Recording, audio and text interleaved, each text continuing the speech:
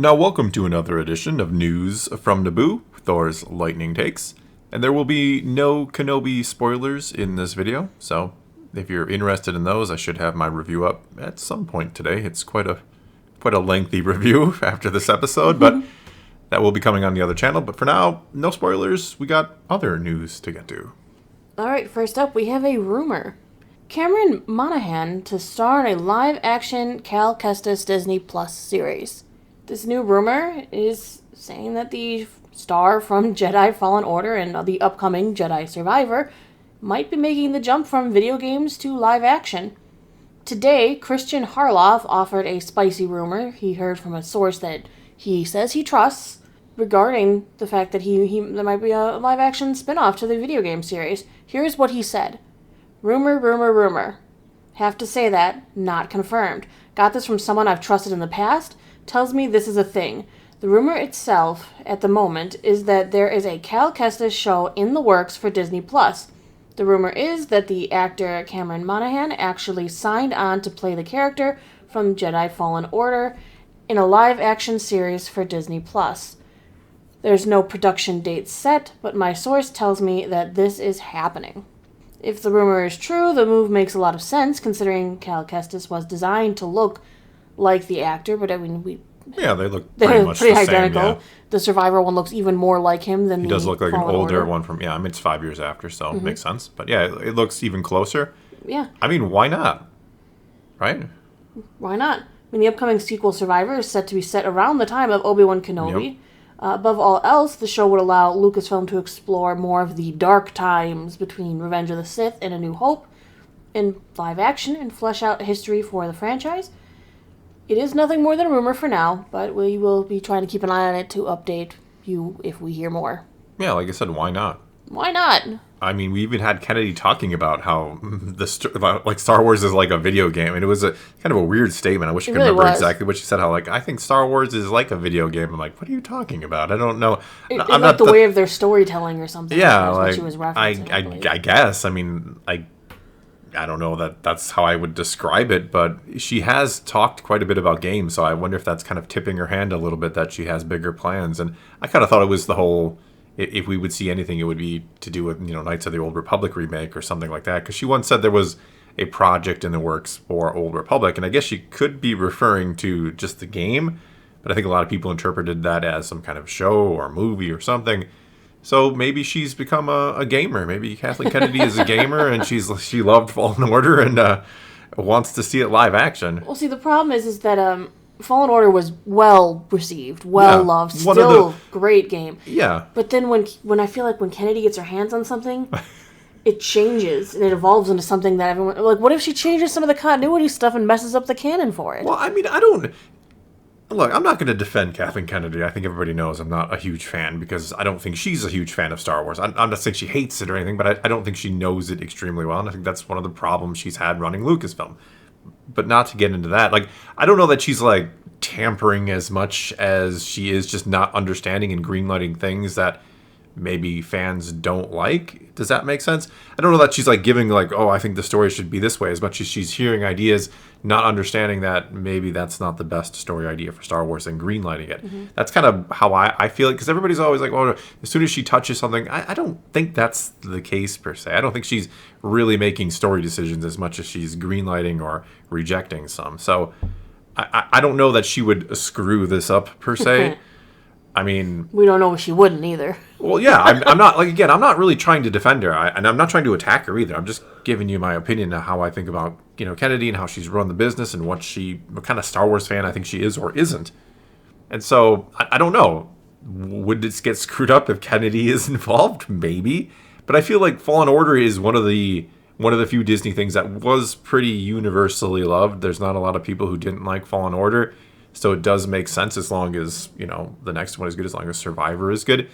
Why not run with it? Why not do this in live action? That could be, something a lot of people get behind. And that's what Star Wars needs. It needs things that you can get a lot of people behind, because I just feel like everything tends to tear the fan base apart, like Kenobi is doing. Yeah, let's move on to the next story. Lego Star Wars Summer Vacation got a trailer. Oh, goodness. Yeah, we watched it. We did. So the Disney Plus, they revealed the official trailer for Lego Star Wars Summer Vacation, the third Lego Star Wars special to be released on the platform. Summer Vacation is the company's follow-up to the 2020's Holiday Special and 2021's Terrifying Tales. It'll be released on August 5th of this year. Lucasfilm has revealed the story is set shortly after the events of Rise of Skywalker. It also includes a new original song, Scarif Beach Party, performed by Weird Al Yankovic. So here's their official release on the synopsis. Looking for a much-needed break from stormtroopers and TIE fighters, Finn arranges a surprise vacation for his friends Rey, Poe, Rose, Chewie, BB-8, R2-D2, and C-3PO aboard the ultra-luxurious galactic star cruiser, the Halcyon. Shocking. But Finn's plan to have one last hurrah together quickly goes awry when he's separated from the group. While searching for his friends, he encounters 3 Force ghosts, Obi Wan Kenobi, Anakin Skywalker, and Leia Organa, who each share their own unexpected stories of vacations gone wrong, helping him to understand that holidays are about more than just having fun. The voice cast is including D. Bradley Baker as Boba Fett, Anthony Daniels as 3PO, Matt Lanter as Anakin Skywalker, James Arnold Taylor as Obi-Wan Kenobi, Kelly Marie Tran as Rose, and Billy Dee as Lando Calrissian, just to name a few. I mean, the Lego movies or little shows are fun. I got no issue with that. They're not canon. No, they're not canon, but I mean, they're fun. They're fine. I think we've watched them and got a chuckle out of them, and they were okay kind of deal. That's what they're for. I mean, I could do without them putting the Halcyon, Star Cruiser in there. They just want to, yeah, it's got to be, they just got to sell this thing as, yes, little Halo reference there. But no, they're really trying to push this thing, which I guess I don't blame them for in one respect, and in another, like, can we not do that, please? Please? I don't know. Okay. So yeah, it's fine. It's what it is. It is what it is. Yeah. Alright, moving on to Obi Wan Wednesday, week 5. Yay! So alright, collectors, we got some new stuff for you. But first, an update on a pair of reveals from last week. The 2 Walmart exclusive Black Series figures, their release is delayed until July 21st at 9 a.m. Central Time. I'm not sure what's going on with their website that they can't let you pre-order something. Who knows? Walmart's always got some weird stuff going on. That's why Walmart is the worst. They're the worst of the bunch, usually. Usually. Them and Target can be a pain, too. Well, all of them can be. I mean, none of them are particularly good. But anyway. Amazon's usually the best. Well, yeah, but they're usually they get the main line. They don't tend to get the exclusives. They just get the mainline releases. So. For the most part, yeah. Yeah. Okay, so let's move on to today's reveals. Funko dropped a 5-pack of Kenobi bobbleheads. It's a Walmart exclusive. It's already up for pre-order for $48.99. It kind of looks like ones that were released week by week, and they're just going to slap them all together in one box. So if you haven't ordered each of those, then I guess you can order them as one set. I guess so. There's also a new Pop-inspired Obi-Wan Kenobi t-shirt in a single Obi-Wan Pop. That's going to be a Funko site exclusive.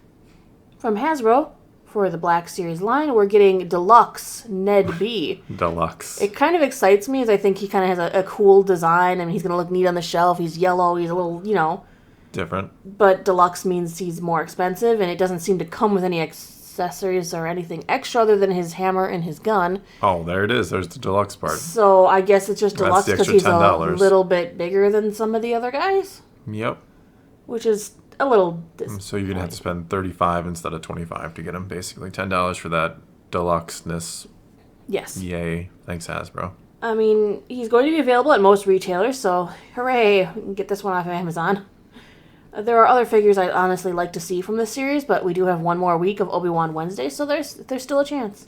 Also, we're getting, for Vintage line, a collection multi-pack that's up for pre-order tomorrow. It's an Amazon exclusive, because you said they don't get any. It's for $50.99. It's going to feature Ben Kenobi, Tibidor Station, Purge Trooper Phase 2, and Tika. Tika, the bartering. Yes, I mean, 2 of those things kind of go together-ish, but the last one, no. Yeah, what's Obi-Wan doing in there? Huh. You're so funny. In non-Obi-Wan Wednesday collecting news, LEGO is having their con right now, and they have dropped 2 new Star Wars sets.